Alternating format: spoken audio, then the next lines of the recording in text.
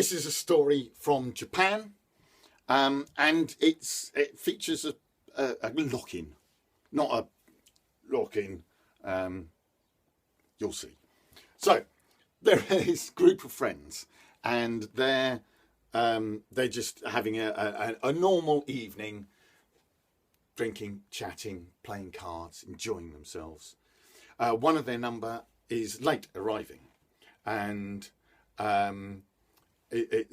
they eventually turn up quite late by the time they get there, and the friends turn to them and go, "Where have you been?" And he says, I had to go a long way round. Why'd you have to go a long way round?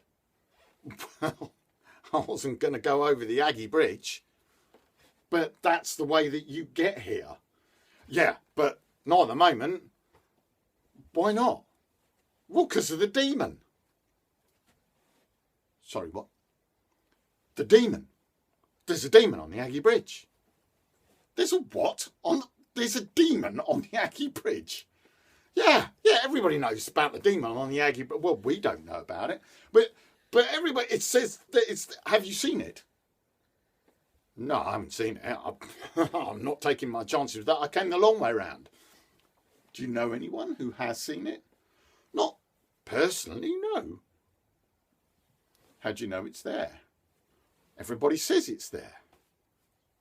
Now, the fella whose house it was, I say it was his house, it was his father's house, and he was a young chap, old enough to be married, but still a young,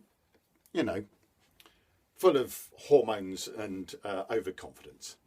And he said, "Hold on, you're telling me that nobody's actually seen this thing and nobody's using the Aggie Bridge because it's there?"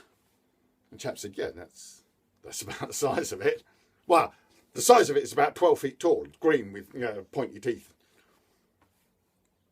And the chap said, No, this is silly. I'm going to go across the Aggie Bridge and I'm going to see if there really is a demon there."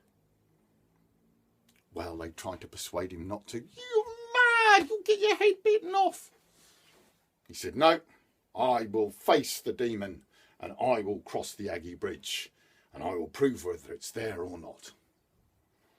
So he went to his dad. He said, "Dad, can I borrow the horse?" His dad said, "What do you want a horse for?" He said, "Well, see, I've got to cross the Aggie Bridge." "Don't cross the Aggie Bridge, there's a demon on it, so I'm not you as well."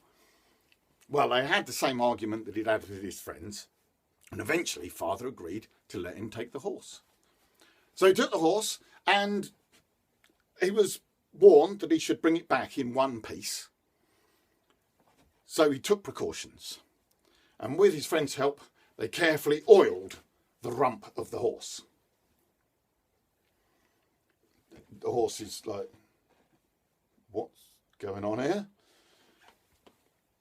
They put the saddle on, tied it up good and tight, and off went the young man into the night on the horse. Clip, clop, clip, down the cold cobbled roads, down past the dark houses with their doors closed, maybe just a candlelight flickering through an open window, down amongst the mist which rose in snaking tendrils from the river. Clip, clop, clip. On he went, down until he reached the riverside, and there he turned along the river to make his way to the bridge. Clip, clop, clip, and the water flowing nearby. And soon he reached the bridge, but at this point the mist was so thick that he could only see a few feet in front of him. There were shapes further on in the mist, and as he made his way across the bridge, clip, clop, clip, he began to make out the shape of a person, a woman standing on the bridge.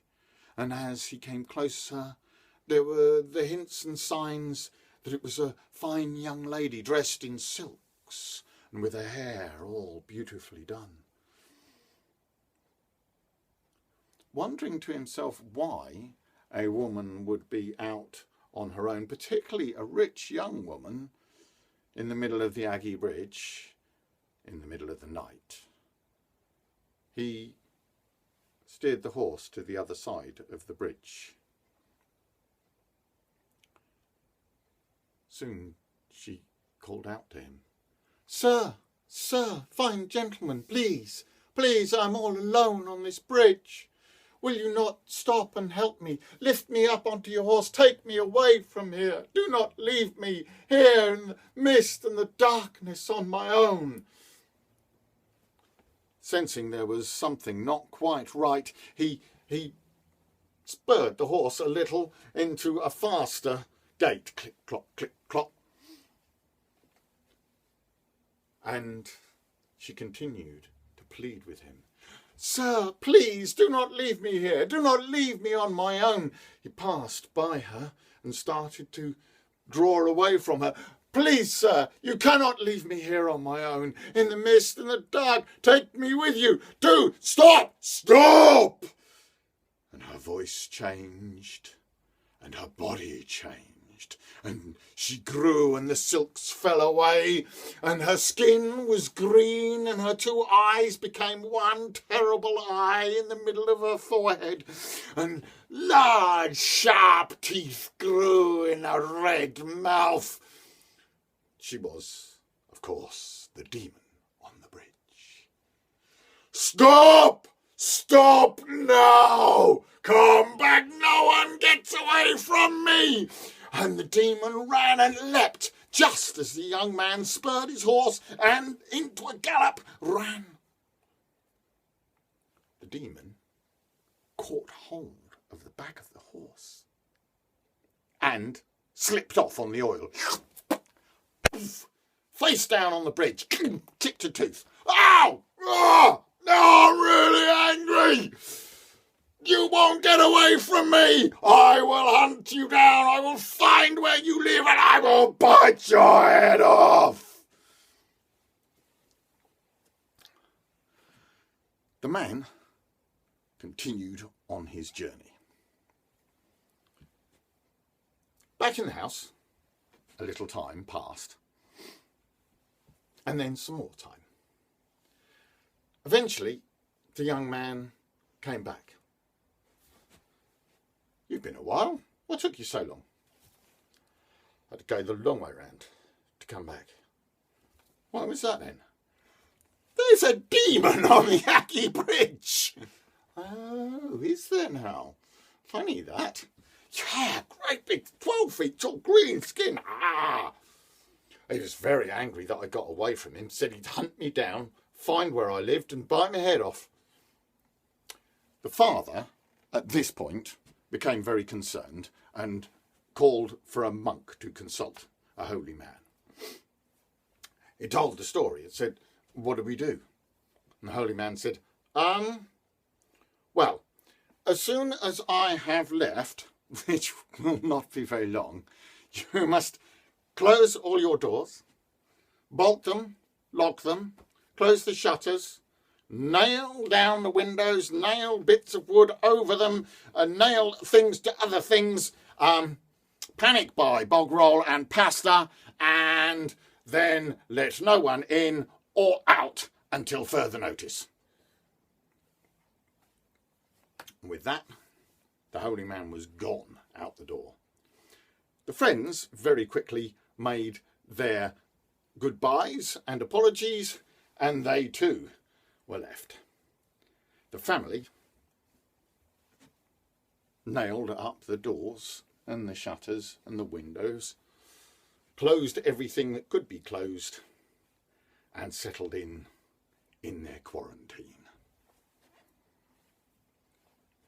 3 days passed in this fashion until there was a knock at the door. A servant opened a hatch in the door and peeked out. Yes, what is it? I want to come in. Well, you can't come in. But this is my home. I live here. Really? Yes, I'm the younger brother. I've been away for a couple of years, but I've come back. Well, I don't know who you are. You're not coming in. But I must come in. It is late. It is dark. I have nowhere else to stay. But I don't know your face. But this is my home. Get my brother. My brother will let me in. And the servant turned and he went and he found the older brother, who, coming to the door and looking out through the hatch, saw his younger brother on the other side. Without thinking, he opened the door. But then he began to puzzle slightly as to why his younger brother should have returned without warning. And speaking to him in a brief exchange, you know how families have certain cadences, rhythms of speech? Well, it became very obvious to the older brother very quickly that this was not his younger brother at all, and must surely be the demon in disguise. The demon, of course, for his part, was not stupid, and he saw the change come over the older brother's face.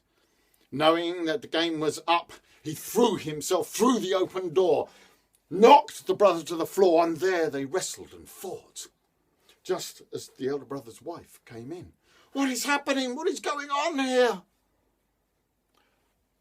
But the older brother had always won fights with his younger brother and soon had him pinned down on the floor. The younger brother, for his part, of course, suddenly remembered that he wasn't indeed the younger brother, but was in fact a 12-foot demon. And thus he began to grow and change, and his skin turned green, and his two eyes became one terrible one in the middle of his forehead, and his teeth grew sharp and long in his red mouth, and he threw the older brother over, and he bit off his head. And then, holding the still dripping head up by the hair, he danced around the room. I said I'd find him. Nobody crosses my bridge. And he threw the head upon the floor. Let that be a warning to you. And with that, he stormed out. And so ends the story of the demon of the Aggie Bridge. I'm afraid I cannot tell you whether it is now safe to cross or not. But I think the takeaway from this story is, when you're under quarantine, don't open